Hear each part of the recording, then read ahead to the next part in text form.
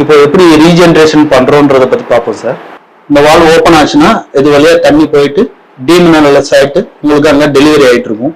இப்போ ரீஜென்ரேஷன் பண்ணும்போது நீங்க என்ன பண்ணுவீங்கன்னா இந்த இன்புட் வால்வை அடைச்சிடுவீங்க. இன்புட் வால்வை ஃபர்ஸ்ட் அடைச்சுக்கணும்.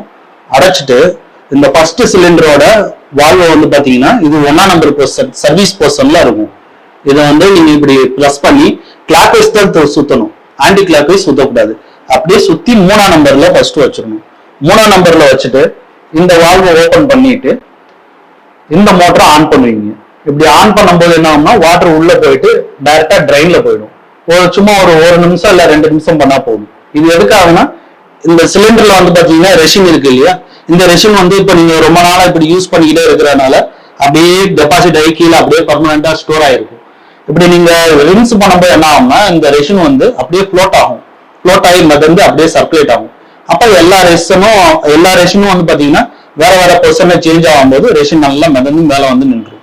இந்த மாதிரி ஒரு நிமிஷம் 2 நிமிஷம் பண்ணா போறோம். முடிச்சுட்டு மோட்டரை ஆஃப் பண்ணிடணும். ஆஃப் பண்ணிட்டு இந்த வால்வை லாக் பண்ணணும். லாக் பண்ணிட்டு இப்ப இந்த வால்வு வந்து மல்டிபுட் வால்வை வந்து இப்படி பிரஸ் பண்ணி மறுபடியும் கிளாக் வைஸ் தான் அப்படியே ரொட்டேட் பண்ணி 2ஆம் நம்பர்ல வச்சிடணும். 2ஆம் நம்பர்ல வச்சுட்டு இந்த கெமிக்கலை மிக்ஸ் பண்ணி வச்சிருப்பீங்க இல்லையா, அந்த கெமிக்கல் மிக்ஸ் பண்ணி இருக்கிறதுல இந்த ஹோஸை உள்ள போட்டுட்டு இந்த பின்னாடி ஒரு எல்லோ கலர்ல வால்வு இருக்கும், அந்த வால்வை ஓபன் பண்ணணும்.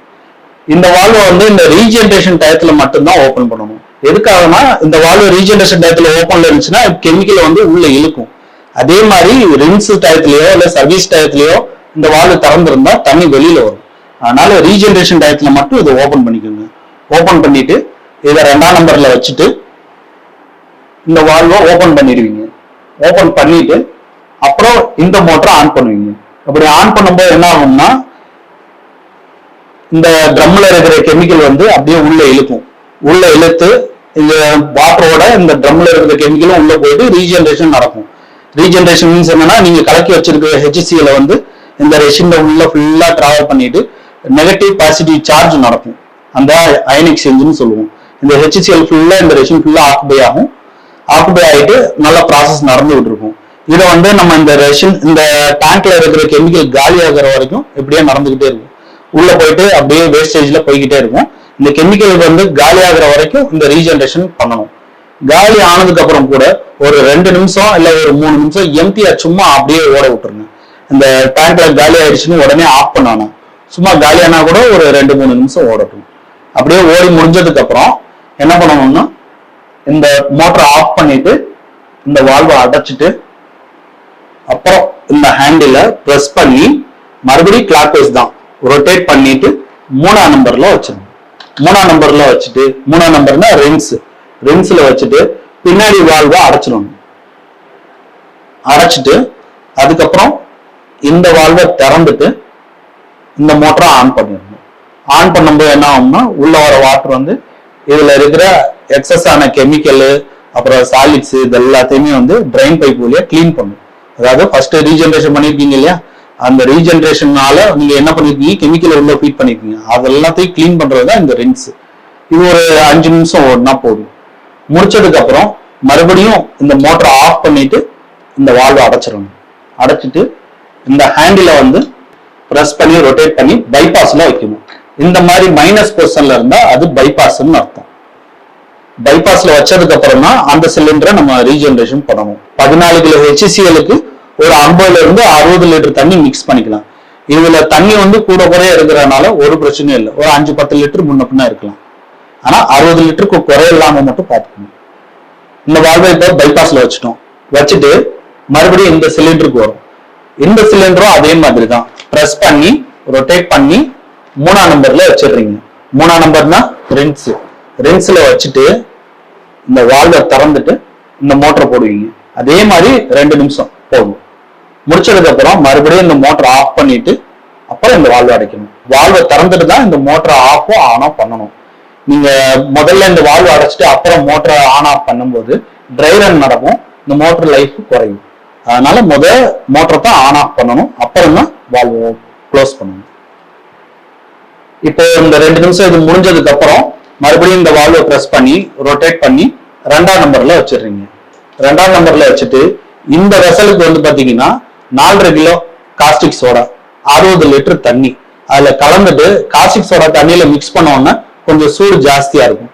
அதனால ஒரு 1/2 மணி நேரம் இல்ல 3/4 மணி நேரம் விட்டுருங்க.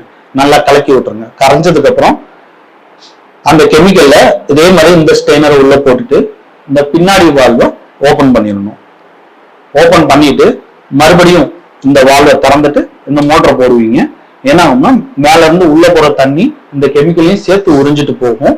இந்த கெமிக்கல் காலி ஆகிற வரைக்கும் இந்த 2ஆம் நம்பர்ல இருக்கணும். ரீஜெனரேஷன் நடக்கும். காலி ஆனதுக்கு அப்புறம் கூட ஒரு 2-3 நிமிஷம் அப்படியே சும்மா ஓட விடுங்க. முடிஞ்சதுக்கு அப்புறம் மறுபடியும் இந்த மோட்டரை ஆஃப் பண்ணிட்டு அப்புறம் தான் இந்த வால்வை அடைக்கணும். அடைச்சிட்டு இந்த ஹேண்டில பிரஸ் பண்ணி கிளாக்வைஸ் தான் சுத்தணும். 3ஆம் நம்பர்ல வச்சிருங்க. 3ஆம் நம்பர்ல வச்சுட்டு பின்னாடி வால்வை அடைச்சிருங்க. அடைச்சிட்டு மறுபடியும் இந்த வால்வை ஓபன் பண்ணிட்டு அப்புறம் இந்த மோட்டரை போடுறீங்க. ஒரு 3-5 நிமிஷம் ரின்ஸ். இப்படி நடக்கும்போது இந்த காஸ்டிக் சோடா உள்ள போச்சு இல்லையா, அந்த எக்ஸஸான கெமிக்கல் சாலிட்ஸ் எல்லாமே ட்ரைன் பைப் வழியா வெளில போயிடும். இந்த மாதிரி ஒரு 5 நிமிஷம் நடக்கும்.